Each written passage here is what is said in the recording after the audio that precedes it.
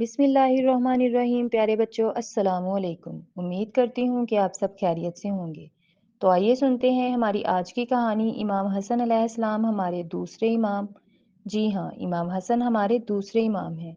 आपके बाबा का नाम अली इब्न अबी तालिब और वालिदा फ़ातिमा बिनते मोहम्मद हैं। आप 15 रमज़ान को मदीना में पैदा हुए। आपका मुकाम ये है कि आप दूसरे इमाम और अहले बैत का हिस्सा हैं।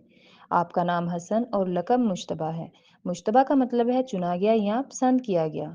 एक दिन नबी करीम सल्लल्लाहु अलैहि वसल्लम इमाम हसन और इमाम हुसैन के साथ बैठे थे।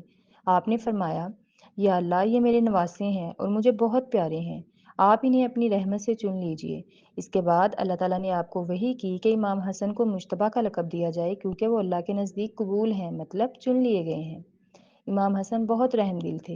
एक दिन इमाम को खबर मिली कि उनका एक दुश्मन, जिसने आपके खिलाफ बहुत बुरी बातें की थी, बहुत मुश्किल में है।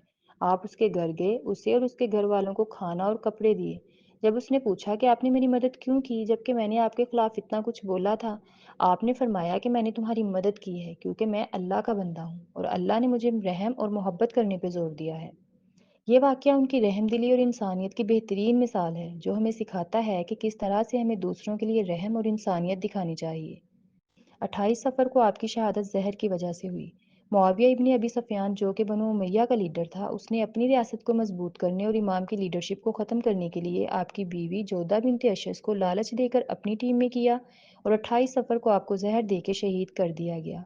आपकी कब्र जन्नतुल बकी में है। जन्नतुल बकी इस्लाम का मुक़द्दस कब्रिस्तान है, जहाँ अहले बैत के कई अफराद दफन हैं। दुनिया भर के लाखों ज़ायरीन यहाँ ज़ियारत के लिए जाते हैं।